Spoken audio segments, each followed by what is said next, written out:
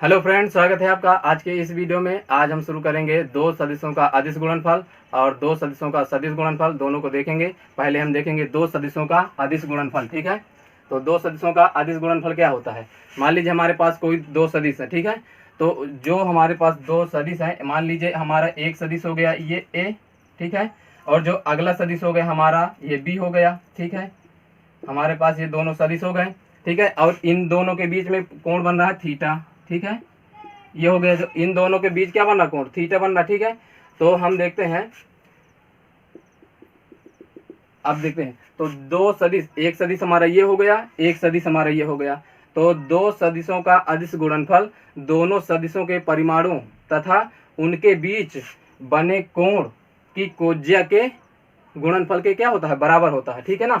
तो देखते हैं, जैसे कि मान लीजिए हमारा एक सदिश है, सदिश ए का परिमाण क्या होता है, सदिश ए का परिमाण, सदिश ए का परिमाण, सदिश ए का परिमाण होता है ए, बी का परिमाण होता है बी, बी सदिश का परिमाण कितना होता है बी। तो यानी कि इन दोनों सदिशों का अदिश गुणनफल दोनों सदिशों के परिमाणों तथा बीच में बने कोण की कोज्या के गुणनफल के क्या होता है, बराबर होता है। तो लिख लेते हैं, दो सदिशों का दो सदिशों का दो सदिशों का अदिश गुणनफल, दो सदिशों का अदिश गुणनफल, दो सदिशों का अदिश गुणनफल दोनों सदिशों दोनों सदिशों दोनों सदिशों के परिमाणों, दोनों सदिशों के परिमाणों तथा उनके बीच बने कोण की कोज्या, बने कोण की कोज्या, ठीक है, बने कोण की कोज्या के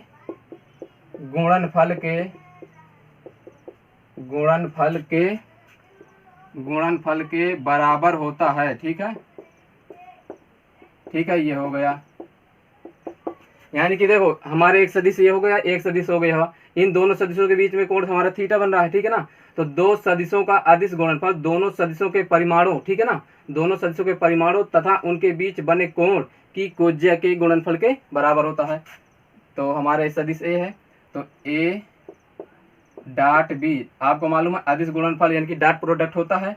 तो दोनों सदिशों का परिमाण क्या हो गया, ए बी हो गया, और इनके बीच बना कोण क्या है, थीटा, थीटा का कोज्या यानी कि थीटा की कोज्या हमारा क्या हो गया, कास थीटा हो गया।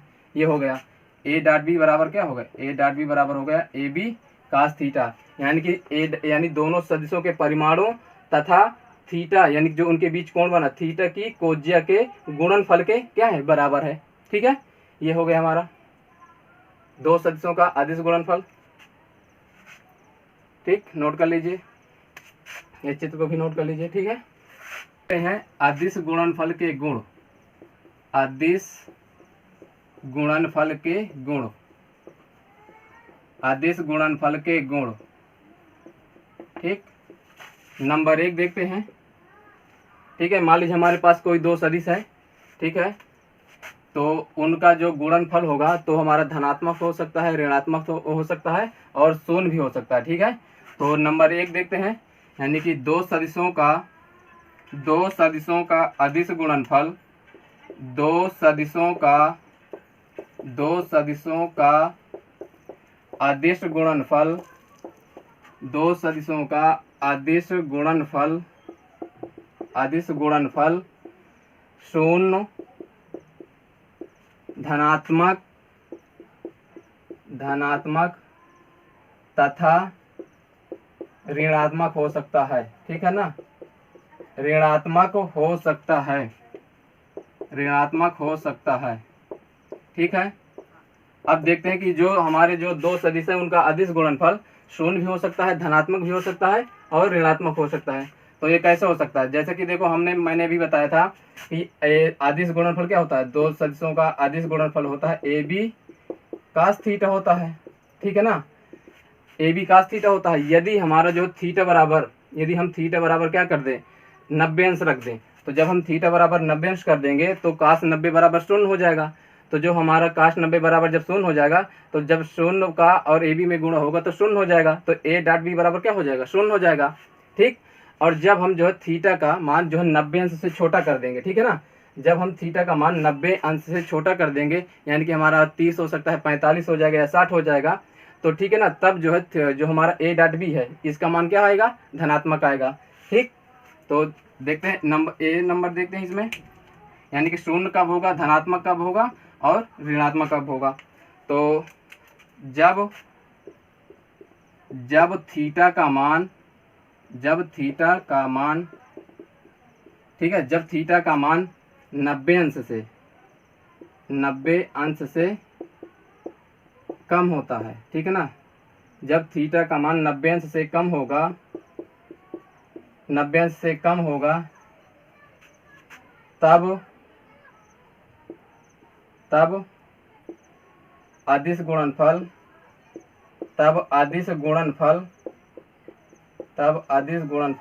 क्या होगा, धनात्मक, तब अदिश गुणनफल धनात्मक होगा। ठीक है, देखते हैं, जैसे कि मान लीजिए थीटा, यानी कि जब थीटा का मान 90 अंश से कम होता है, यानी कि जो हमारा थीटा होगा 90 अंश से कम होगा, तो यहाँ पर देखते हैं 90 अंश से हमारा क्या हो सकता है, यानी कि थीटा का मान 90 अंश से क्या है, कम है। ठीक है ना, थीटा का मान क्या है, 90 अंश से कम है। तो अब देखते हैं ए डॉट बी, मैंने बताया था ए डॉट बी बराबर ए बी कास थीटा बताया था। अब देखो, जब थीटा का मान 90 अंश से कम है तो 90 अंश से कम कुछ भी हो सकता है, 30 मान लेते हैं, 45 मान लेते हैं, 60 मान लेते हैं। मान लीजिए हम मान लिए 30 मान लिए, थीटा बराबर क्या मान लिए हमने, 30 मान लिए, तो 30 जो है 90 से कम है, तो हमारा क्या हो जाएगा, ए डॉट बी बराबर हो जाएगा ए बी कास 30 का मान, ये हो गया यहाँ पर कास 30 हो गया। ठीक है ना, यहाँ पर हमारा कास 30 हो गया, कास 30 का मान होता है √3/2, तो यहाँ पर हो जाएगा ए बी यहाँ √3/2। ठीक है ना, देखो यहाँ पर नेगेटिव वैल्यू नहीं आई, तो यहाँ पर धनात्मक आया, ए डॉट बी बराबर हो जाएगा √3/2 ए बी। एक तरह से हमें ये देखना है, यहाँ पर जो हमारा मान क्या है, यहाँ पर मान हमारा क्या धनात्मक है, ठीक है ना, ऋणात्मक नहीं है। यानी कि जब थीटा का मान 90 अंश से कम होगा, ठीक है ना, जब थीटा का मान 90 अंश से कम होगा तो दो सदिशों का अदिश गुणनफल धनात्मक होगा। ठीक है, अब देखते हैं बी नंबर।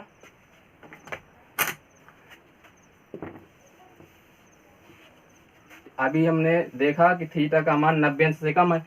अब मान लेते हैं जब बी नंबर देखते हैं, बी जब थीटा का मान 90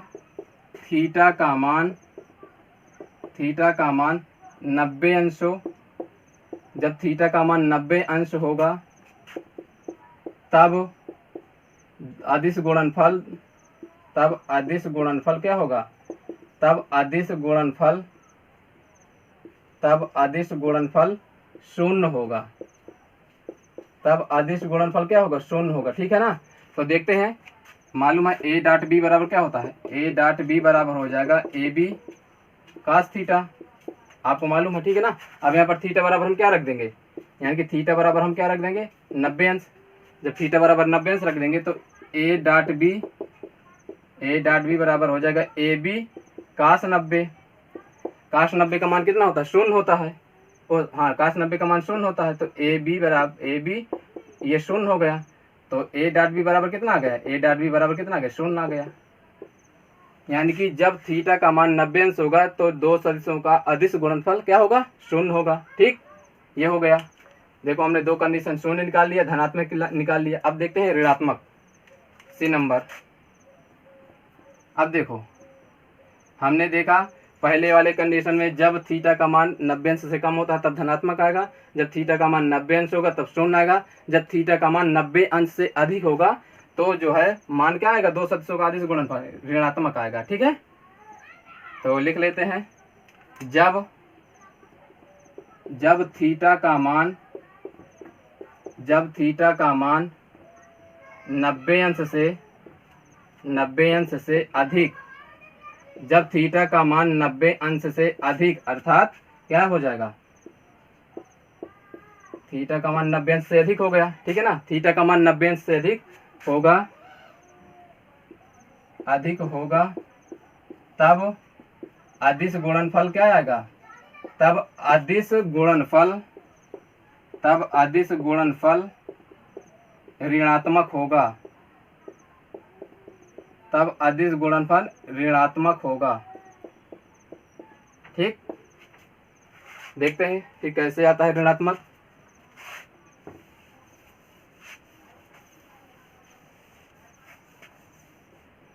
मान लीजिए हमारे पास दो सदिश हैं, आपको फार्मूला मालूम है, दो सदिश है, उनका अदिश गुणनफल कितना होता है, ए डॉट बी बराबर हो जाएगा ए बी कास थीटा।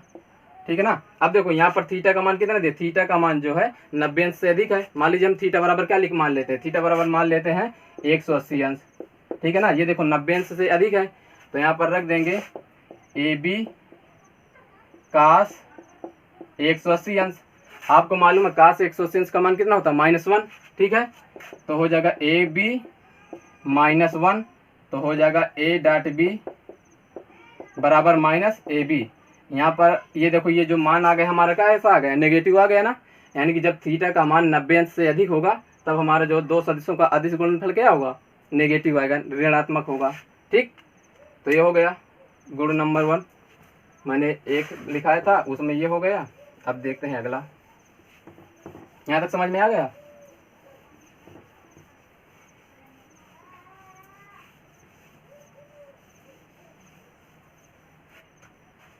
अब देखते हैं दूसरा नंबर,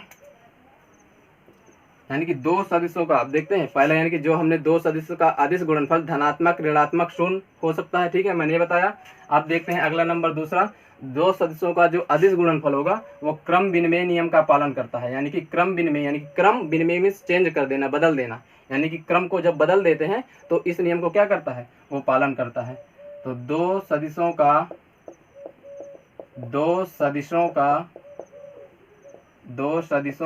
अदिश गुणनफल,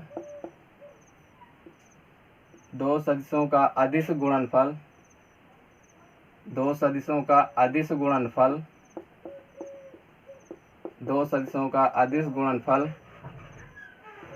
क्रम विनिमय नियम का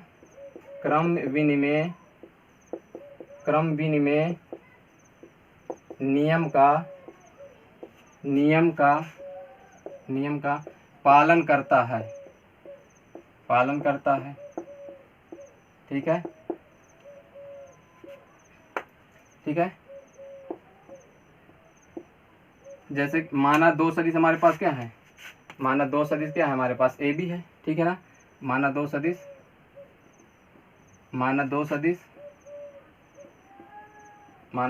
क्या है, ए बी। ठीक है ना। अब देखो, यानी कि दो सदिशों का अदिश गुणनफल क्रम विनिमय नियम का पालन करता है। तो अब ये दो सदिश हुए, इनका अदिश गुणनफल क्या होता है, ए डॉट बी होता है। ठीक है ना, मैंने क्या बताया, दो सदिशों का अदिश गुणनफल क्रम विनिमय, यानी कि क्रम मीन्स जो 1 2 3 4 एक क्रम होता है ना, जैसे कि पहले मैंने क्रम में क्या लिखा, ये हमारा क्रम आ गया ए आ गया, फिर इसके बाद क्या आया बी, यानी कि ये एक क्रम हो गया।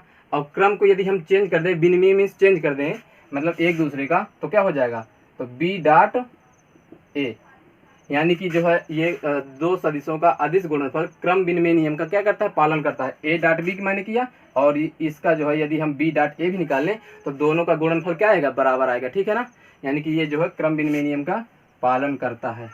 ठीक है, ये हो गया। यानी कि ए डॉट बी, मान लीजिए हमारे पास कोई सदिश ए डॉट बी है, इनका जितना गुणनफल आएगा, जितना रिजल्ट इसका आएगा उतना रिजल्ट इसका आएगा। दोनों जो है क्रम विनिमय नियम को पालन करते हैं। ठीक है, अगला देखते हैं तीसरा नंबर। ठीक है, अब देखो मान लीजिए जैसे कि हमारे पास कोई दो सदिश है। ठीक है ना, वो परस्पर क्या हो, एक दूसरे के लंबवत हो। ठीक है ना, तब क्या होता है,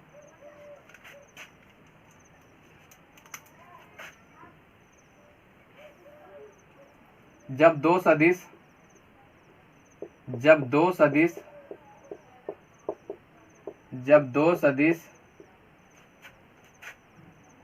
परस्पर एक दूसरे के, जब दो सदिश परस्पर एक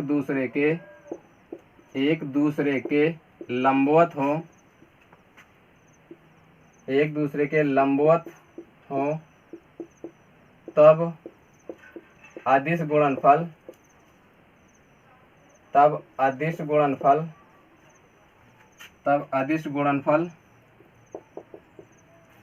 गुणनफल क्या होगा?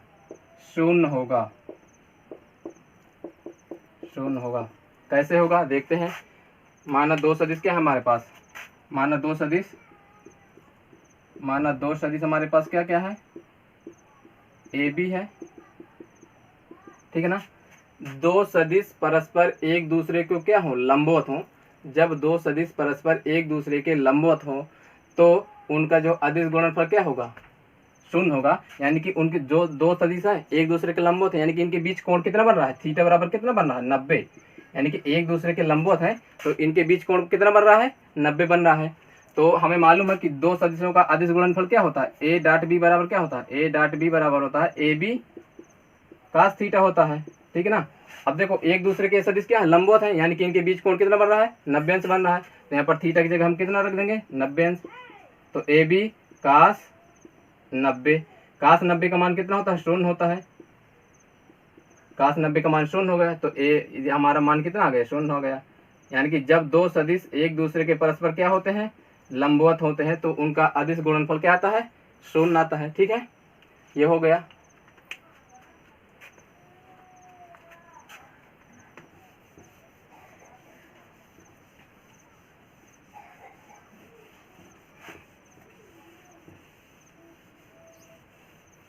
ठीक, अगला नियम देखते हैं, अगला गुण देखते हैं, चौथा नंबर।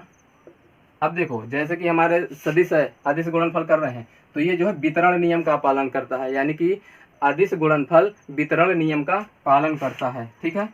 कैसे पालन करता है देखते हैं। अदिश गुणनफल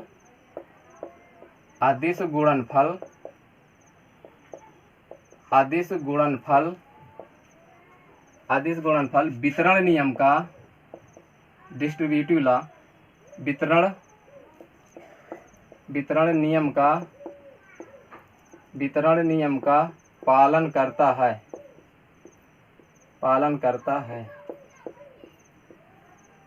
यानी कि जो डिस्ट्रीब्यूटिव लॉ होता है उसको जो है क्या करता है, उसको फॉलो करता है, यानी कि उसका क्या करता है, उसका पालन करता है। तो देखते हैं, जैसे कि मान लीजिए हमारे पास कोई तीन सदिश है, माना सदिश ए बी और क्या है, और सी है, ठीक है ना। तो देखो ये कैसे वितरण नियम का पालन करता है, ठीक है, देखते हैं। मान लीजिए ए हो गया डॉट अदिश गुणनफल कर रहे हैं, ठीक है ना। तो ए डॉट बी प्लस सी, ठीक है ना। अभी देखो यानी कि जब हम इनको मल्टीप्लाई करेंगे, पहले बी और सी को जोड़ेंगे, फिर बाद में इसके साथ अदिश गुणनफल करेंगे, ठीक है। तो हम ये भी कर सकते हैं कि पहले हम इसको ए को बी के साथ अदिश गुणनफल प्लस ए का सी के साथ अदिश गुणनफल ज्ञात कर सकते हैं। यानी कि हम जब दोनों को ऐड करके, यानी कि दोनों को जोड़ करके इसका अदिश गुणनफल ए के साथ करते हैं, तो हम इसको इस तरह भी कर सकते हैं, A dot B plus A dot सी।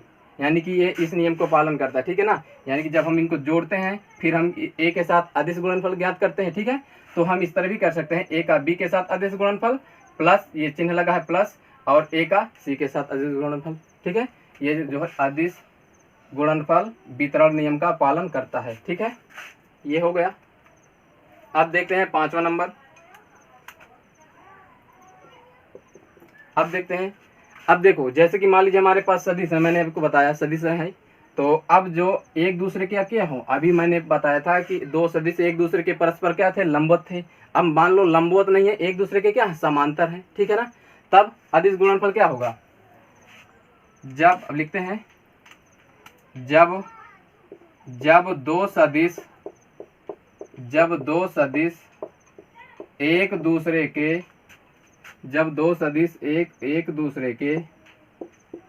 दूसरे के समांतर हो, यानी कि इनके बीच कोण कितना बन रहा है, इनके कोण यानी एक दूसरे के जब समांतर होते हैं तो इनके बीच कोण कितना बनता है, 0 डिग्री, ठीक है ना। जब दो सदिश एक दूसरे के समांतर हो तब उनका अदिश गुणनफल,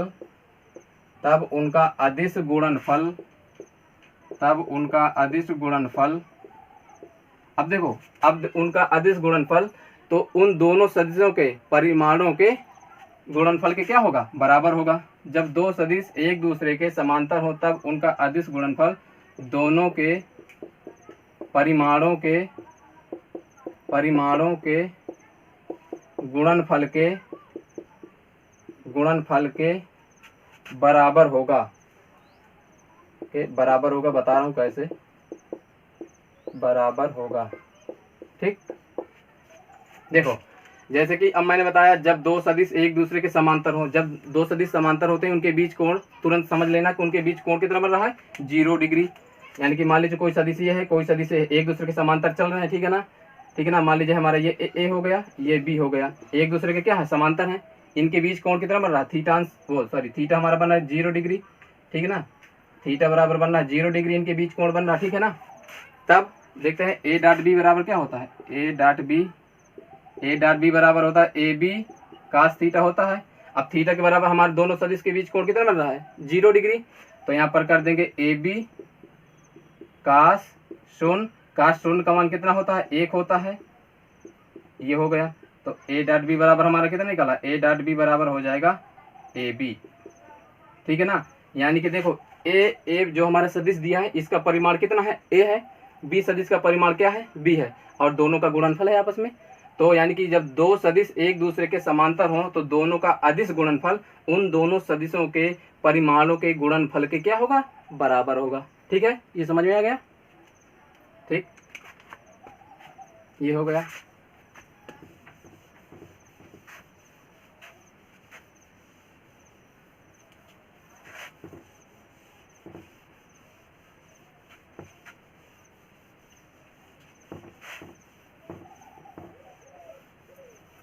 अब अगला देखते हैं लंबकोणी, छठा नंबर लंबकोणी एकांक सदिश। मैंने आपको बताया था जो एकांक सदिश होते हैं क्या होते हैं, एकांक सदिश मैंने बताया था आई, ये जो हमारा मान लीजिए आई है, तो एकांक सदिश को किससे प्रदर्शित करें, ये, ठीक है ना। तो देखते हैं लंबकोणी एकांक सदिश, लंबकोणी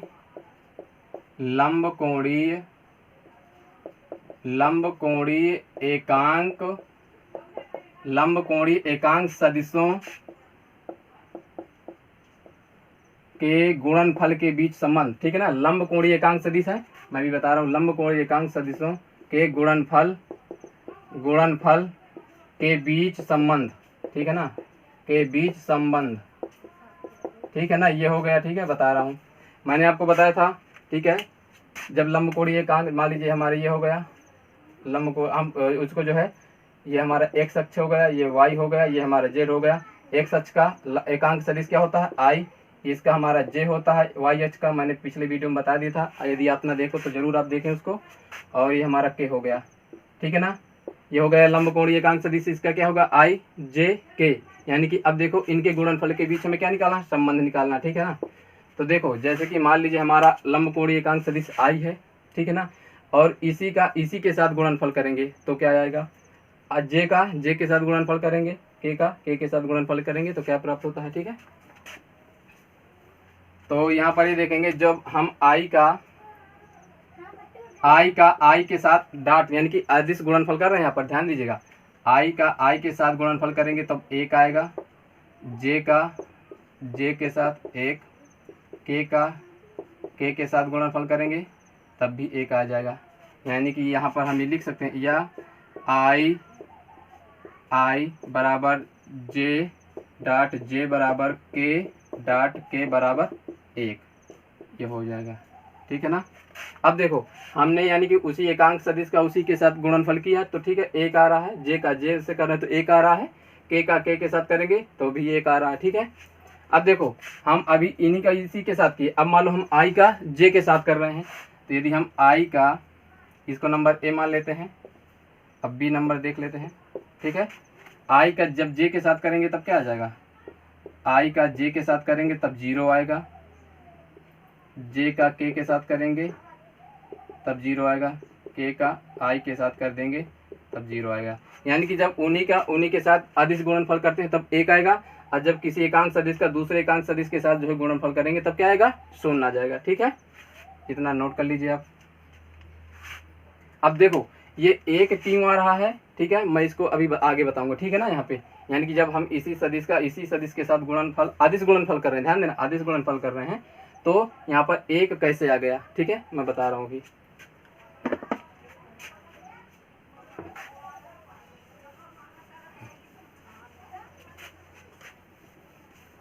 ठीक है मैं अभी बता रहा हूँ इसको, ये जो हमारा यहाँ पे ये जो आया है मैं इसको अभी बता रहा हूँ। ठीक,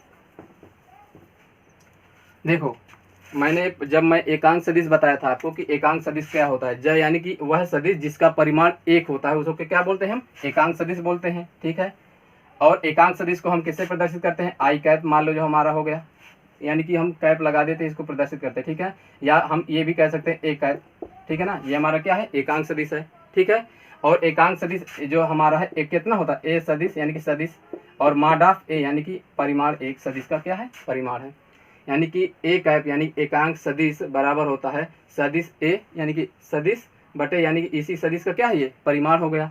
और मैंने बताया था इसको हम ये लिख सकते हैं ए यानी कि माड ऑफ ए, या तो हम इतना लिख दें या तो हम खाली ए कर दें, दोनों क्या है बराबर हैं। ठीक है, तो यानी कि जो हमारा एकांक सदिश है हम इसको इस तरह डिनोट कर सकते हैं। ठीक है, इससे प्रदर्शित करते हैं। ठीक है, यानी कि ए वेक्टर बटे माड ऑफ ए।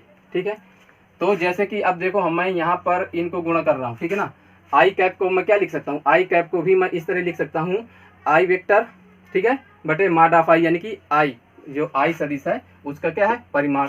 तो यहाँ पर आप ये देखो जो मैं आई कैप लिखा है, मैं आई कैप को लिख सकता हूँ इस तरह बटे आई, इतना लिख सकता हूँ। ठीक है, या तो मैं इस तरह लिख दूँ या तो मैं इस तरह लिख दूँ, बात एक ही है, बराबर ये हो गया। ठीक है, अब देखो इसका अब ये जो आई दोनों सेम है यानी कि आई बराबर इतना हो गया। अब दोनों का हम क्या करें गुणनफल करें, तो मालूम है आई, अब यहाँ पर ये देखते हैं, हाँ आई कैप का अदिश गुणनफल कर रहे हैं। ठीक है, अब देखो हम इसकी जगह क्या कर दें, आई कैप की जगह हम लिख दें आई वेक्टर, ये हो जाएगा आई। अब इसकी जगह भी हम डॉट प्रोडक्ट कर रहे हैं, डॉट प्रोडक्ट आई वेक्टर बटे आई कर दें। ठीक है, ये हो गया। देखो ये हमारा परिमाण है, ठीक है ना। अब जब इनका गुणनफल हो जाएगा कोई दिक्कत नहीं, ये तो मतलब इन दोनों का परिमाण है, इनका आपस में गुणा हो जाएगा, तो हम इनको गुणा कर दे रहे हैं, तो 1 बटे हम इनको बाहर निकाल ले रहे हैं, 1 बटे आई स्क्वायर कर दें, ये 1 बटे आई स्क्वायर हो गया। अब हमारा अंदर बचेगा, ब्रैकेट में लिख लेते हैं आई डॉट आई, यानी कि सदिश आई सदिश जो है इनका जो है अब अदिश गुणनफल करना है, ये हमारे यहाँ पर डॉट प्रोडक्ट है।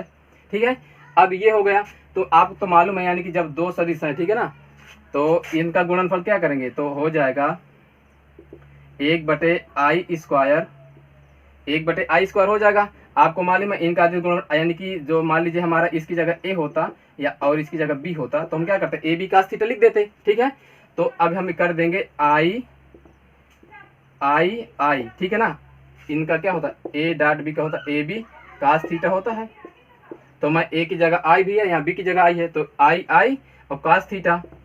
ठीक है, अब देखो ये जो हमारा आई और आई दोनों का आपस में गुणा हो रहा है, तो यानी कि जो आई सदिश है ये और जो इन दोनों के बीच क्या कोण बन रहा है, इनके दोनों के बीच कोण बन रहा है 0 डिग्री।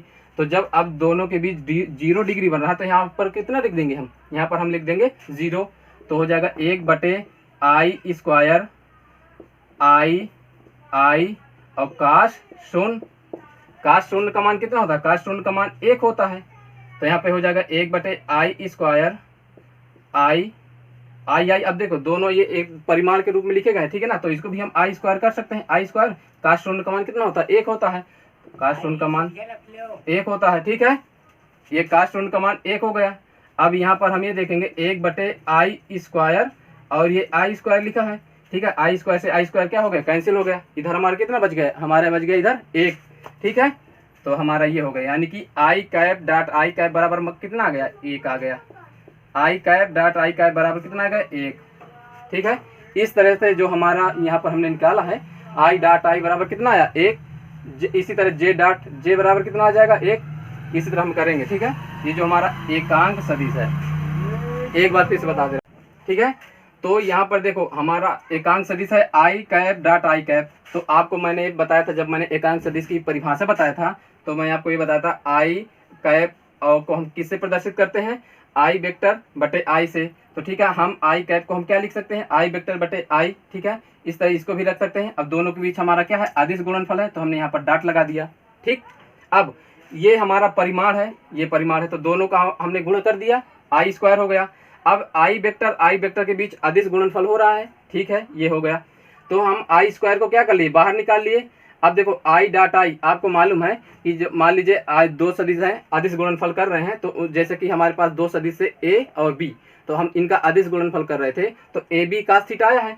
तो इसी तरह हमारे पास दो सदिश मान लीजिए आई आई दोनों है, ठीक है ना, तो आई आई cos थीटा हो जाएगा। जब आई आई cos थीटा हो गया, देखो इसी सदिश का उसी के साथ गुणा कर रहे हैं, ठीक है, तो यहाँ पर इनके बीच जो कोण बनेगा वो जीरो बनेगा। ठीक है, जब उनके बीच जो कोण बना हमारा, तो जीरो बना है यहाँ पे, तो थीटा की जगह हम क्या कर देंगे, जीरो कर देंगे।